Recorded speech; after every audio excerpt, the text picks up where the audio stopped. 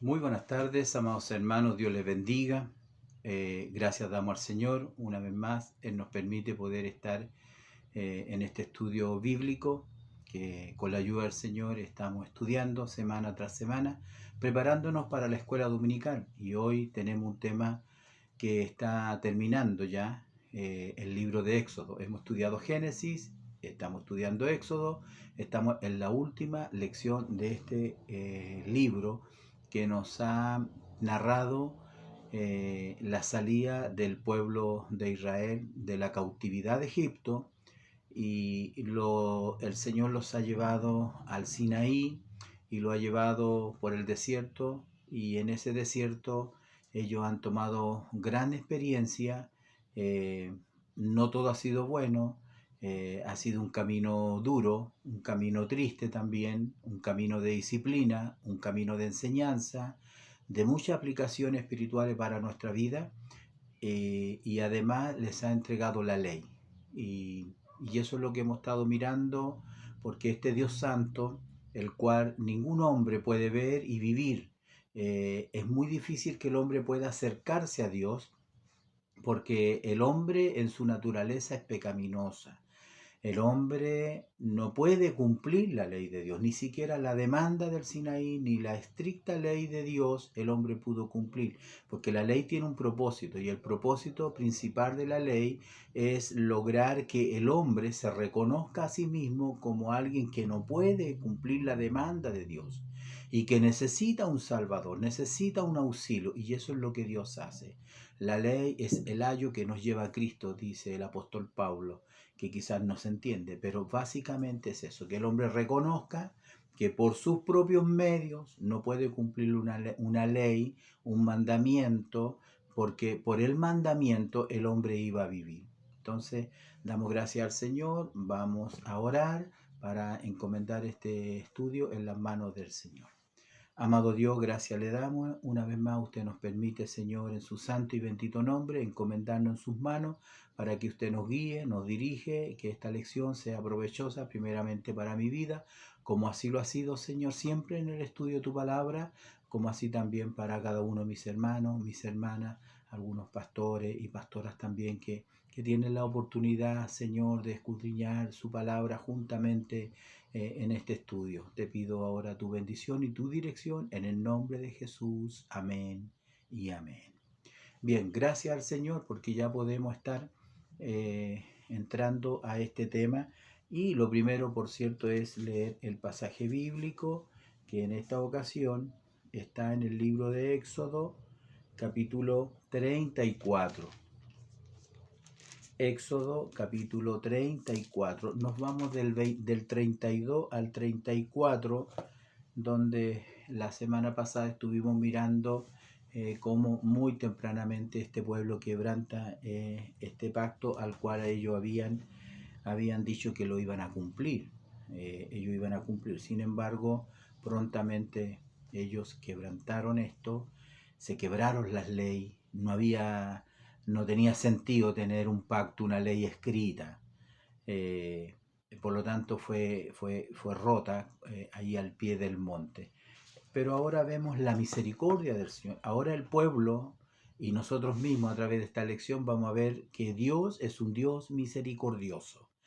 Creo que eso es lo importante de este tema que tenemos hoy en día, cuyo título, según nuestro expositor, dice el pacto renovado. Eh, la lectura bíblica está en Éxodo 34, del 1 al 10, que doy lectura en el nombre del Señor Jesús. Y Jehová dijo a Moisés: alízate 2 tablas de piedra como las primeras, y escribiré sobre esas tablas las palabras que estaban en las tablas primeras que quebraste. Prepárate, pues, para mañana, y sube de mañana al monte de Sinaí, y preséntate ante mí sobre la cumbre del monte, y no suba hombre contigo, ni parezca alguno en todo el monte, ni oveja, ni bueyes pascan delante del monte. Y Moisés alisó 2 tablas de piedra como las primeras, y se levantó de mañana y subió al monte Sinaí, como le mandó Jehová, y llevó en su mano las 2 tablas de piedra. Y Jehová descendió en la nube y estuvo allí con él proclamando el nombre de Jehová. Y pasando Jehová por delante de él, proclamó: Jehová, Jehová, fuerte, misericordioso y piadoso, tardo para la ira y grande en misericordia y verdad, que guarda misericordia a millares, que perdona la iniquidad, la rebelión y el pecado, y que de ningún modo tendrá por inocente al malvado, que visita la iniquidad de los padres sobre los hijos y sobre los hijos de los hijos, hasta la tercera y cuarta generación. Entonces Moisés, apresurándose, bajó la cabeza hacia el suelo y adoró. Y dijo: Si ahora, Señor, he hallado gracia en tus ojos, vaya ahora el Señor en medio de nosotros, porque es un pueblo de dura cerviz, y perdona nuestra iniquidad y nuestro pecado, y tómanos por tu heredad.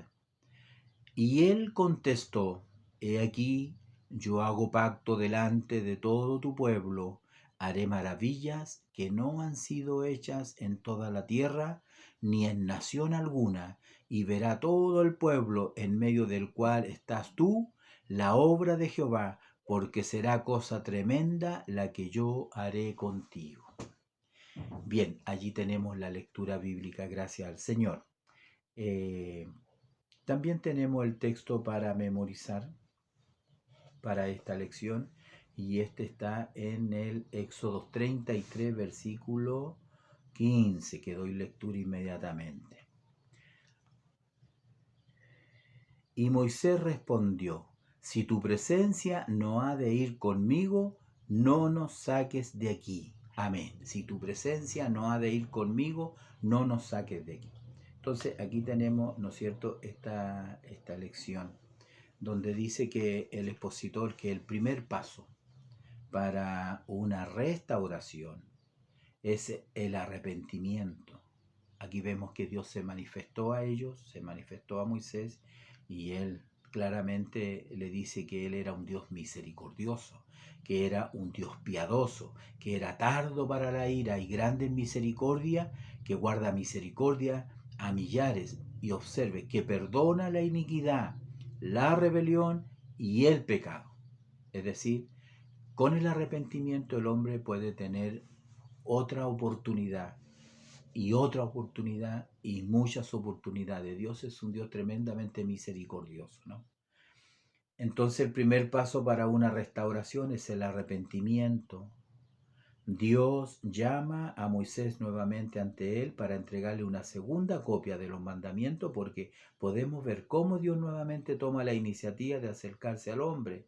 Esto simboliza la misericordia de Dios renovada para su pueblo. Entonces, gracias al Señor, estamos frente a este tema, a este pasaje, donde después de la triste historia que tuvieron que pasar, porque fue triste, murieron, recuerde usted, 3.000 personas, donde los levitas tomaron su espada y ellos pasaron de un extremo al otro del campamento, y la orden era que no tenían que mirar si era hermano, si era el tío, si era el hijo. Oiga, eso es fuerte en realidad, ¿no? Esa es como la responsabilidad que tenemos muchas veces nosotros, los siervos de Dios, el predicador, el mensajero. Tiene que entregar la palabra del Señor, que es como una espada que penetra y que a veces toca a tu propia familia, a tus propios hijos. Tienes que hacerlo, tienes que predicar, tienes que hablar, porque salvarás tu responsabilidad y salvará la responsabilidad de los que le oyeren. Muchas veces el hombre no quiere predicar porque la palabra es dura, porque el mensaje es fuerte, y no quiere tocar, ¿no es cierto?, a su familia, a su entorno más cercano. No, aquí los levitas, la orden era muy clara. Tenían que pasar de un extremo al otro en el campamento y no fijarse, no mirar si era hermano, si era el tío, si era el primo, si era el familiar. Así fue, claro. Usted puede ir al texto y corroborar lo que yo estoy diciendo. Por algo el Señor en el Nuevo Testamento dijo: el que no dejare padre, madre, hijos, esposa por mí, no es digno de mí, no es digno de mí. Entonces, después de este triste episodio, como digo, que murieron 3.000 personas, Dios deja en claro que el que pecare contra él, de cierto morirá. También lo leímos acá, ¿no? Dice, pero que de ninguna manera, ¿ah? Dice que de ninguna manera, de ningún modo tendrá por inocente al malvado. ¿Quién es el malvado? El que no quiere nada con Dios, el que no se arrepiente, el que no reconoce, ¿no es cierto?, su pecado y su maldad. Este pueblo sí sintió que había cometido un gran pecado. Pero curiosamente era un pueblo de dura cerviz, que le duraba un poco el tiempo de su arrepentimiento, ¿no? Uno lo puede ver perfectamente en la historia del libro de los jueces. Si usted lee el libro de los jueces, se dará cuenta que la vida de ellos era como una montaña rusa. A veces estaban muy arriba, alabando a Dios, glorificando a Dios, sirviendo a Dios, cumpliendo su palabra, cumpliendo sus mandamientos, hombres fieles, pero luego estaban en el fondo allá en la idolatría. Allí Dios entonces enviaba el juicio, vino la cautividad, ellos clamaban a Dios, Dios les levantaba un libertador, el libertador los libertaba de sus enemigos y nuevamente estaban arriba, pero nuevamente estaban abajo, y así sucesivamente como una montaña rusa, como digo yo, ¿no? Entonces vemos que el Señor le ordena a Moisés continuar el viaje, pero ahora su ángel iba a ir con ellos. El ángel iba a ir con ellos. Y esto obviamente al pueblo le trajo mucha preocupación, mucha tristeza. No estaban muy contentos en realidad con esto que el Señor había ya determinado, ¿no?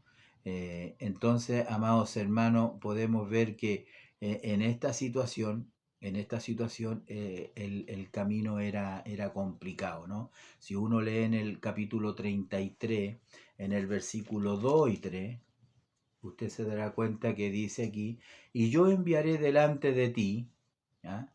Y yo enviaré delante de ti el ángel y echaré fuera al cananeo, al amorreo, al eteo, al fereceo, al heveo y al jebuseo, a la tierra que fluye leche y miel, pero yo no subiré en medio de ti. ¿Qué le parece? Esa fue una de las consecuencias que trajo esta idolatría, este becerro de oro.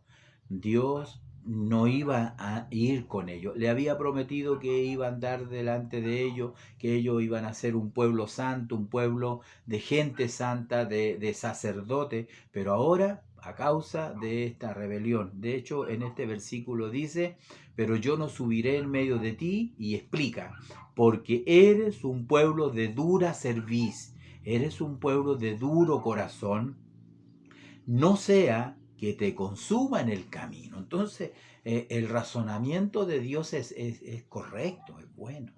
Pero por otro lado, ¿qué haríamos nosotros sin el Señor? ¿Qué haríamos nosotros si el Señor no nos guardara, no nos guiara, no nos bendijera el Señor? ¿Qué haría la iglesia si el Señor no estuviera? No, el Señor dijo, yo estaré con vosotros hasta la consumación de los siglos. Pero aquí Dios con este pueblo estaba dejando claro que Él no iba a ir en medio de ese pueblo. Lo dice aquí, yo enviaré delante de ti el ángel y echaré fuera al cananeo, al jebuseo, a todos los habitantes de esa tierra, pero yo no subiré en medio de ti. Entonces, yo creo que allí el pueblo, mire, ellos tuvieron mucha tristeza. El versículo que sigue dice, y oyendo, estoy leyendo en el capítulo 33 para que usted no se pierda en el estudio, en el capítulo 33, en el versículo 4, oyendo el pueblo esta mala noticia, porque no me va a decir usted que no es una mala noticia, ¿no? Vuelvo a decir, ¿qué sería la iglesia sin que el Señor estuviera? ¿Ah? Oyendo el pueblo esta mala noticia, vistieron de luto y ninguno se puso sus atavíos, o sea, sus alhajas, sus joyas que ellos tenían, que después entendemos, Moisés se las pide y con eso él recibe mucho oro, mucho material precioso con los cuales después construye el tabernáculo. Entonces, allí podemos ver que había una tristeza, había un cierto arrepentimiento, ¿no? Pero Moisés entendemos que es es un hombre que intercede. Y hablaba Jehová a Moisés cara a cara, como habla cualquiera a su compañero. Y él volvía al campamento. Y de esa manera Moisés le habla, mira, tú me dices a mí, saca a este pueblo. Y tú no me has declarado a quién enviarás conmigo. Sin embargo, tú dices, yo te he conocido por tu nombre y has hallado también gracia en mis ojos. Ahora pues, si he hallado gracia, le dice el Señor, tú me dices que me conoces, tú me dices que somos como amigos, ¿no? Que tú eres mi amigo, hablamos cara a cara. Ahora pues, si he hallado gracia en tus ojos, te ruego que me muestres ahora tu camino para que te conozca y halle gracia en tus ojos y mira que esta gente es pueblo tuyo. Moisés sabe perfectamente que el pueblo de Israel era la herencia, era el pueblo que Dios había hablado a Abraham. ¿Ah? Haré de ti una gran nación. A Jacob, a Isaac, el Señor le había hablado de este pueblo. Mira que es pueblo tuyo, mira que es pueblo tuyo. Entonces él le dijo, mi presencia irá contigo, en el versículo 14. Y él dijo, mi presencia irá contigo y te daré descanso. Porque ¿qué podríamos hacer nosotros si el Señor no nos fortaleciera, si el Señor nos ayudara? En cualquier ministerio, en realidad, si el Señor no estuviese, nada podríamos hacer. Estamos siempre delante de un pueblo, de una iglesia que no todos son obedientes, que no todos se someten, que no todos aman a Dios por sobre todas las cosas. No es así. Muchas veces hay rebeldía, muchas veces hay cosas que dan dolor, que dan pena en realidad. Así que en este caso Moisés llevaba una carga espiritual tremenda por ese pueblo. Él amaba ese pueblo. Acuérdese que le dijo, Señor, no los destruyas, no los mates. ¿Qué va a decir el egipcio? ¿Qué va a decir el mundo? Lo sacaste de Egipto para matarlo en el desierto. Había una tremenda preocupación. Estuvimos viendo un tema, ¿no es cierto?, en la semana pasada, Moisés como intercesor. Entonces, en este sentido, el Señor le dice, bueno, Moisés, mi presencia irá contigo. Eh, entonces, amados hermanos, es muy interesante el tema que nosotros estamos mirando, como lo estamos viendo en esta hora. De hecho, en alguna parte de la escritura vemos que el tabernáculo, aquí dice, y viendo, y Moisés dice, el versículo 7 del 33, dice, eh, y Moisés tomó el tabernáculo y lo levantó lejos, fuera del campamento, y lo llamó el tabernáculo de reunión, y cualquiera que buscaba a Jehová salía al tabernáculo de reunión que estaba fuera del campamento. Hay que entender que no era el tabernáculo del cual nosotros ya hemos repasado ya en la construcción, porque nosotros vimos esas lecciones cuando Dios le estaba dando las instrucciones a él, cuando le estaba dando el plano, cuando él estaba en el monte. Y luego en el libro de Éxodo, a continuación, en los siguientes versículos, desde el 36, si no me equivoco, en adelante, empieza verdaderamente la construcción del tabernáculo. Es como que se repite la historia. Entonces había otro tabernáculo, otra tienda donde Moisés se encontraba con el Señor. ¿Ah? No era el tabernáculo que nosotros conocemos, donde estaba la mesa de los panes, donde estaba el candelabro, donde estaba el altar del incienso y donde estaba, por supuesto, el arca del pacto o del testimonio. No era el mismo. Entonces, pero ¿cuál es lo que llama la atención? Que en esa lejanía de Dios, ¿ah?, de no estar en medio del pueblo, él levanta el tabernáculo lejos del campamento, ¿ah?, fuera del campamento. Entonces, también podemos ver, pero Dios le da una nueva visión. El siervo de Dios, el líder de Dios necesitaba también, estaba ya desgastado, no eran muchas las jornadas desde que salieron de Egipto, pero ya estaba cansado, ¿no? Cualquiera se cansaría con un pueblo así tan rebelde que a las pocas kilómetros estaban pidiendo agua, estaban murmurando, querían volverse, querían tener un líder, etcétera, etcétera, etcétera. Y bueno, el becerro de oro diríamos que es la gota que rebalsó la copa. Sin embargo, yo la semana pasada dije que ellos toda una vida quebrantaron el pacto, toda la vida. Reyes, ¿no es cierto? Ellos, sus hijos y los hijos de sus hijos quebrantaban el pacto y le era cosa fácil andar en los caminos de Jeroboam, que fue un rey que inclinó a Israel a la idolatría cuando ellos estaban en el reino del norte, ¿ya? Entonces fue muy fácil para ellos corromperse, ser un pueblo idólatra. La idolatría tiene que ver con el adulterio espiritual, ¿no? Entonces fue un pueblo bastante reverde ante la presencia del Señor, en todos los tiempos en realidad, en todos los tiempos. Entonces, este varón necesita, como dice el versículo 12, que la presencia del Señor vaya con él, porque si no, si tú no vas con nosotros, mejor que no nos saques de aquí, no nos muevamos de aquí, no nos metamos más allá en el desierto. Entonces, por eso que encontramos este pasaje en el 34, donde el Señor le dice finalmente, bueno, le dice Jehová a Moisés, Moisés, alízate 2 tablas de piedra como las primeras, y escribiré sobre esas tablas las palabras que estaban en las tablas primeras. Entonces entendemos que Moisés fue llamado nuevamente al monte con estas tablas bajo su brazo que él había preparado. Las otras tablas de piedra hay que entender que Dios las había dado, Dios las había entregado, las había escrito el Señor y él mismo había provisto las tablas. Ahora Moisés tenía que proveer esas tablas y subir al monte para que el Señor pudiera, dice el versículo 1, y esto es importante, yo lo encuentro que es relevante, ¿no? Él le dice, con 2 tablas como las primeras, y escribiré sobre esas tablas las palabras que estaban en las tablas primeras que quebraste, porque no era un nuevo pacto. No, no era un nuevo pacto, era el mismo pacto, eran las mismas palabras, era la misma ley, eran los mismos 10 mandamientos.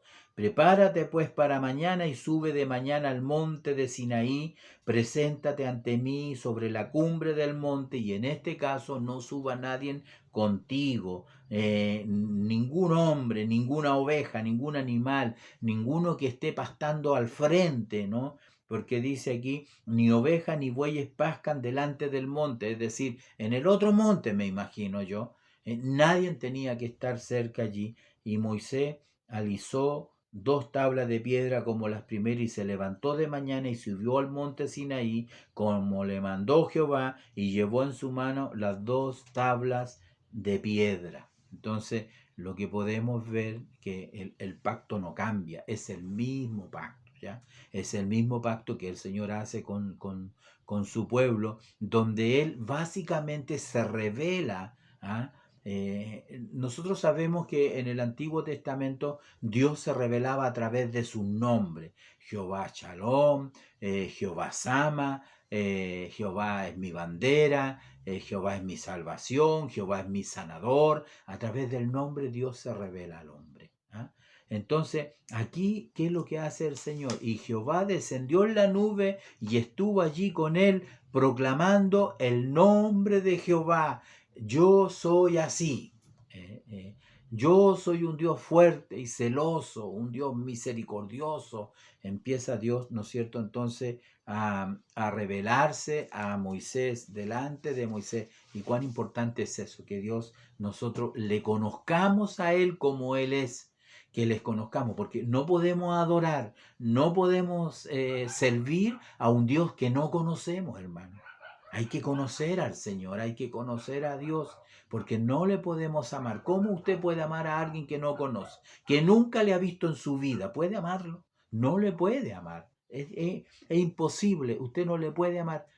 Uno tiene que conocer a la persona para realmente amarlo. Entonces, el Señor lo que hace en esas mismas tablas, en estas tablas, Él pone las mismas palabras. ¿Cómo lo dice Él?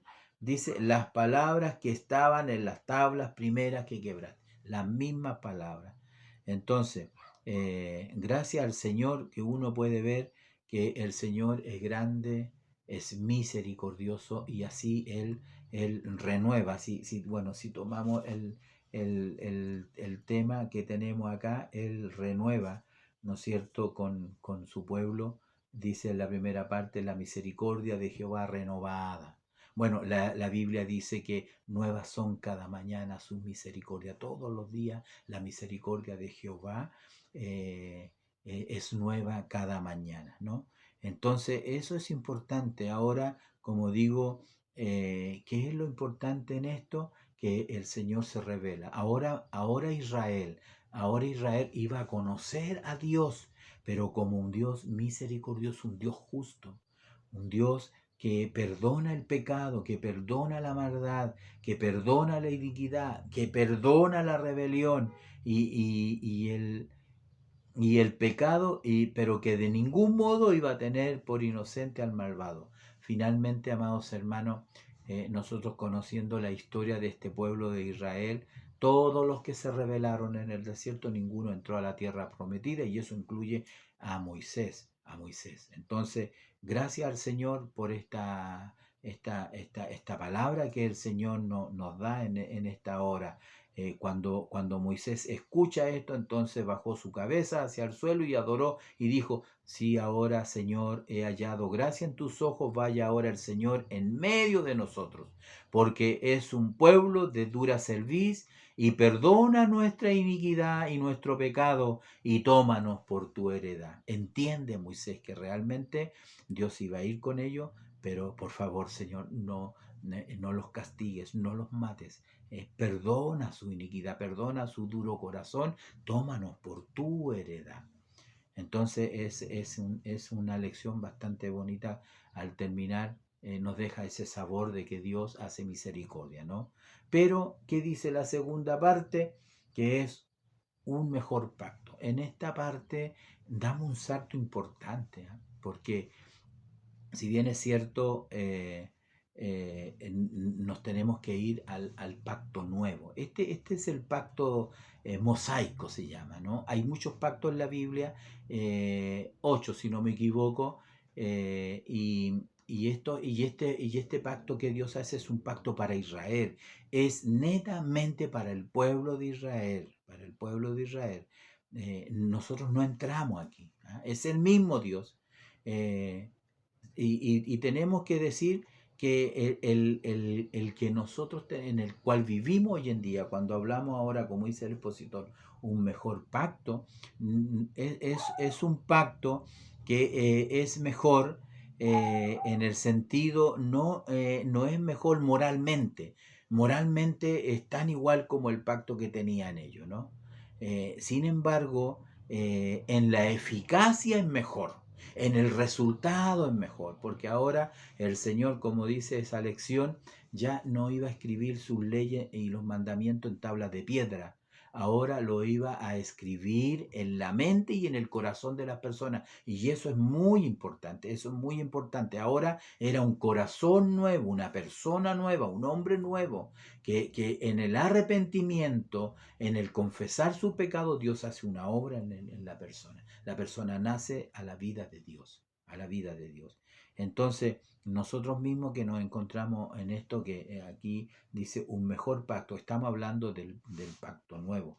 Por allí entonces vemos nosotros la referencia de Mateo. De Mateo aclara, si alguien tiene duda en ese sentido, el libro de Mateo, como dice el expositor, en el capítulo 26, él dice claramente, ¿no? Dice, y tomando la copa y habiendo dado gracia, les dio diciendo, bebed de ella todos, porque esto es mi sangre del nuevo pacto, que por muchos es derramada para remisión de pecados. En ese acto, que es lo que nosotros conocemos Hoy en día en el pueblo cristiano, como la Santa Cena, nosotros estamos recordando la muerte, el sacrificio de Cristo por el cual fuimos salvados. Entonces, en ese momento Él tomó el pan y lo partió. Este es mi cuerpo, esta es mi sangre, este es el símbolo de mi sangre. Y toma la copa y Él dice el símbolo del nuevo pacto, de esta sangre que es derramada por todos vosotros. Entonces, es un mejor pacto con mejores promesas. Hebreos 8:16, lo podemos ver acá en la Biblia. Hebreos capítulo 8:16 dice, Hebreos capítulo 8 versículo 6, no 16, dice: pero ahora tanto mejor ministerio es el suyo, está hablando de Jesús, cuando es mediador de un mejor pacto. No lo dije yo, no, lo dice la Escritura. Jesús, nuestro sumo sacerdote, es mediador de un mejor pacto. Es mejor que el que tenían ellos. Es un mejor pacto, establecido además sobre mejores promesas, porque ¿cuál era? El pacto incluía la bendición y la maldición en el pueblo de Israel. Si ellos eran obedientes a la voz de Dios, tenían todas las bendiciones, y dentro de esas bendiciones iban a ser un pueblo que iban a ser por cabeza, nunca por cola, que uno de ellos iba a perseguir a 10 y especialmente que iban a tener la tierra prometida por heredad, la que el Señor les prometió a ellos. Pero para nosotros no es una tierra física, es la vida eterna, la Canaán celestial, si usted quiere llamarle así, ¿no? Entonces, es un pacto que tiene mejores promesas y es totalmente mejor. Hay que entender que el pacto mosaico estaba condicionado a la obediencia, En este pacto, el compromiso es de Dios, de salvar al hombre, ¿ah? De salvar a la mujer, de hacer un cambio de vida en ellos. Ahora hay que creer, es por fe, no es por obra. Por eso que decimos que la salvación es por fe, no es por obra, porque el hombre para aplacar la ira de Dios de alguna manera tenían que obedecer, hacer obras de obediencia al pacto. Lo que el pacto le decía, haz esto y vivirás. Ahora nosotros tenemos que tener fe en él, aunque nuestras obras hayan sido malas, pero si creemos en Él, en la eficacia de su sacrificio, entonces Él no nos paga a nosotros como nosotros merecemos. Él hace su misericordia, que la misericordia de Dios hacia nuestras vidas es que Dios no nos paga como debiera pagarnos, ¿ah? Su misericordia es grande, es nueva para cada uno de nosotros en realidad. Entonces, por fe en Jesús, como dice el himno, se hace salvo al pecador. ¿Cómo de alguna manera podríamos decir que se hacía salvo el pecador en el Antiguo Testamento? Observando la ley y obedeciendo sus mandamientos, aunque la salvación siempre es por fe, no es por obra. Abraham fue justificado por la fe en Dios, no en sus propias obras.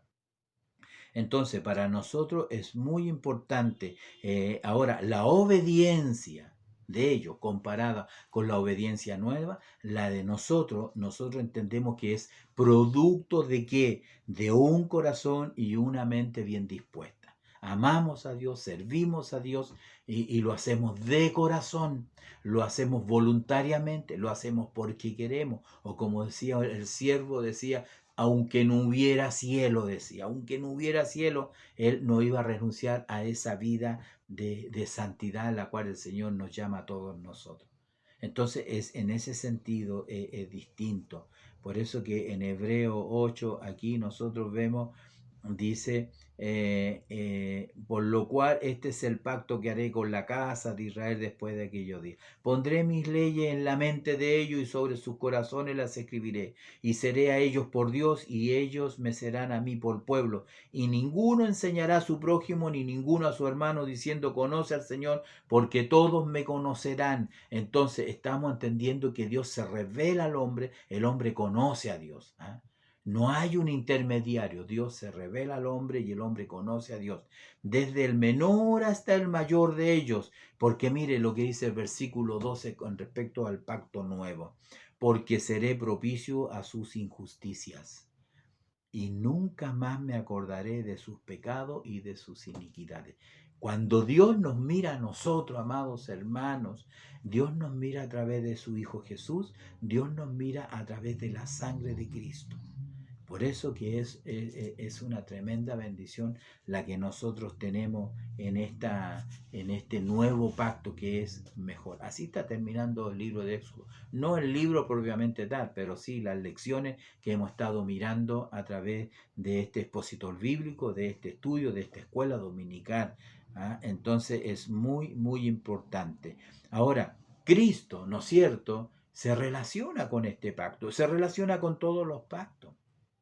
Con todos los pactos el Señor se relaciona. En el Edén, recordemos que en el Edén, mientras ellos estaban en ese tiempo allí en la inocencia, él lo habla después el apóstol Pablo, Adán es el primer hombre. ¿Ah?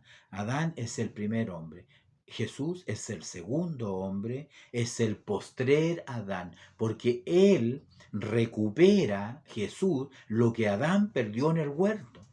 Dios había creado al hombre para que no muriera, pero a causa del pecado, a causa de la maldad, el hombre pierde a causa del pecado ese plan y propósito de Dios allí en el huerto por su pecado. Entonces este segundo Adán, este postrer Adán, recupera con su sacrificio, con su ofrenda, lo que el hombre perdió en el paraíso o lo que el hombre perdió en el huerto del Edén. Así, ¿no es cierto?, él se relaciona. Como decía el apóstol, en Adán todos mueren, pero en Cristo todos somos nosotros vivificados. En Adán, por el pecado, todos mueren. En Cristo, por su justicia, por su sacrificio, todos somos vivificados, porque ninguno va a quedar en el sepulcro, ninguno va a quedar allí eternamente muerto, no. Creemos en sus promesas. En el pacto edénico, recuerde usted que Dios le dijo, ¿qué es lo que le dijo a la mujer? Le dijo a la mujer que de la simiente de la mujer iba a venir uno que le iba a pisar la cabeza a la serpiente. ¿De dónde iba a venir? De la simiente de la mujer, de aquella mujer, primera mujer que había pecado delante de Dios. Entonces, ¿allí quién está? Ahí está relacionado Cristo también. ¿Ah? Cristo, y eso lo vemos en Génesis 3:15. No tenemos tanto tiempo para leer, por lo menos hoy, la referencia, pero usted la sabe que cuando uno le dice que de la simiente de la mujer, usted sabe que eso está en la Biblia y está allí en el pacto que Dios hace con Adán. Entonces, nosotros podemos ver luego en el pacto de Abraham, porque como lo digo, hay varios pactos. En el pacto de Abraham, ¿qué le dice Dios a Abraham? En ti serán benditas todas las naciones. ¿Por qué está diciendo eso? Porque desde de la simiente de la mujer, de la descendencia de Abraham, de la descendencia de David, entonces viene el Cristo, el Hijo de Dios. El Hijo de Dios que nace en Belén con un plan y un propósito de Dios. Entonces nosotros vemos en ti, en tu simiente, dice Gálatas 3:16, serán benditas todas las naciones, en Génesis, ¿no es cierto?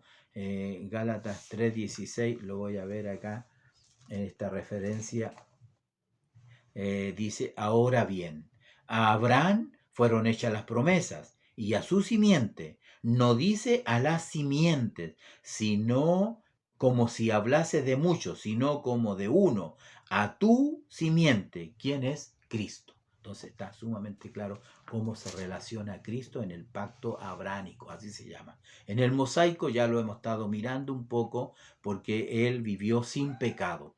Cristo nació en el pacto de Moisés. Cristo nació bajo la ley. Cristo nació en el pacto mosaico y él vivió sin pecado, pero él llevó la maldición de la ley, porque la ley tiene una maldición. Si uno lo ve allí en Deuteronomio, hay bendiciones y maldiciones. Cuando el hombre es desobediente, la maldición le alcanza.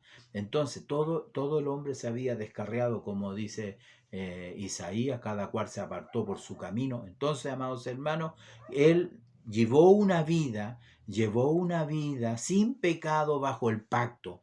Nadie pudo acusarlo. De hecho, en algún momento Juan le dice, tú vienes a mí cuando yo debo ir a ti en el bautismo. Y Jesús le dice, déjalo así para que se cumpla toda la ley, porque él era escrupulosamente cumplidor de la ley. Nunca él la pasó por alto, dijo, él no vine a cambiarla, no vine a abrogarla, yo vine a cumplir la ley. Pero él llevó la maldición de ese pacto y murió, ¿no es cierto?, allí en la cruz del Calvario.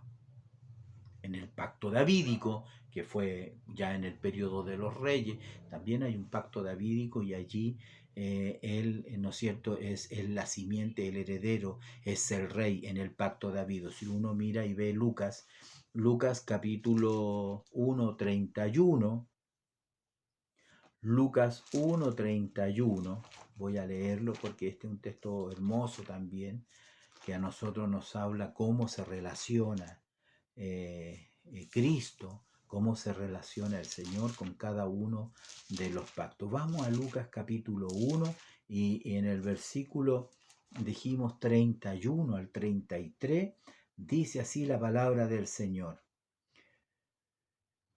Voy a leer desde el 32 para darle un contexto y usted me va a entender inmediatamente de qué es lo que estamos hablando.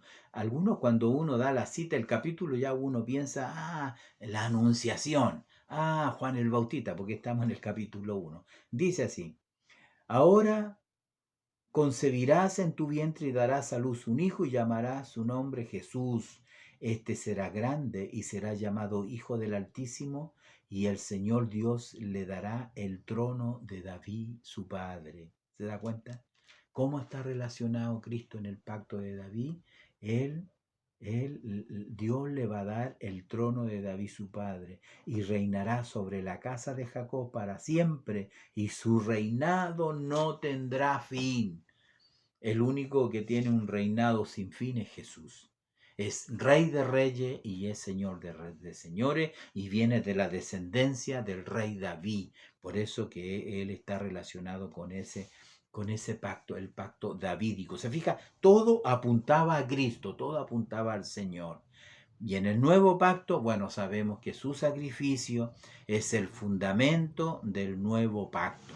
Es el fundamento del nuevo pacto, como ya lo hemos leído en esta referencia de Mateo 26, que dice el expositor, donde él levanta la copa y dice, esta es la sangre del nuevo pacto. Entonces, el nuevo pacto se basa en el sacrificio de Cristo y asegura la bendición eterna de todos los que creen en él. Todos nosotros que creemos en Jesús somos parte del nuevo pacto, con mejores promesas y una tremenda bendición. No tenemos tablas de piedra, la ley de Dios está esculpida en nuestros corazones, en nuestra mente, y nosotros tenemos que ser obedientes nada más. Las experiencias del pueblo de Israel, su desobediencia, debemos de tomarla como admonición, como enseñanza para nosotros. Hoy nosotros cumplimos la ley por la gracia del Señor Jesús y lo hacemos de corazón, lo hacemos en obediencia, no porque nos obliguen, no, por eso que el Señor decía, si te pide una capa si emprestada, dásela. Si te dicen a que lo acompañes una milla, ve con el 2. Se da cuenta que es porque uno quiere, no es por obligación. Entonces, amados hermanos, amados pastores, es interesante. Usted introdúzcase más en este pacto maravilloso que el Señor nos ha permitido. Y terminar así las lecciones de la escuela dominical con esto tan hermoso, ¿no?, que el Señor nos ha dado para que nosotros podamos ser fieles al Señor y no ser rebelde como este pueblo. Entonces es un plan maravilloso, infalible, porque descansa totalmente Dios. Debido a que el hombre es incapaz de mantener un pacto, esto quedó registrado una y otra vez a lo largo de todo el Antiguo Testamento, por lo que era necesario una intervención divina y activa dentro del hombre. La promesa se deja ver, por ejemplo, en Oseas, cuando dice que en el nuevo pacto ya no estará en tabla escrita, sino en el propio corazón del hombre. No había más leyes que añadir, como sin éxito lo hicieron los fariseos. Bueno, ese es un punto aparte, ¿no? Los fariseos agregaron muchas tradiciones, muchas leyes también, y que solamente enredaron todo. Y ellos se fijaban más en las tradiciones que en el espíritu de la ley, le llamaría a alguien, ¿no? En el espíritu, en la intención de la ley. Por eso Dios les bendiga, amados hermanos. Hasta aquí vamos a dejar este estudio para ya irnos preparando para retomar los estudios con un nuevo libro, el libro de Deuteronomio, que es un libro que básicamente repite, ¿no? Aquí hay mucha intervención de Moisés, donde tiene recuerdo y va para atrás, y seguramente nos vamos a encontrar con nuevamente un tema que ya lo hemos como tratado, pero nunca está mal cuando sabemos que la mente es olvidadiza, ¿no es cierto? Es frágil y nos olvidamos. Y es lo peor que nos puede pasar. Así que el Señor me los bendiga en esta hora. Yo lo dejo invitado cariñosamente para que usted siga estudiando, siga interesándose y pueda compartir con sus hermanos en la iglesia, con sus consiervos, y pueda hablar de la palabra del Señor. Que el Señor me los bendiga. Para Él la honra, la gloria y la alabanza como siempre.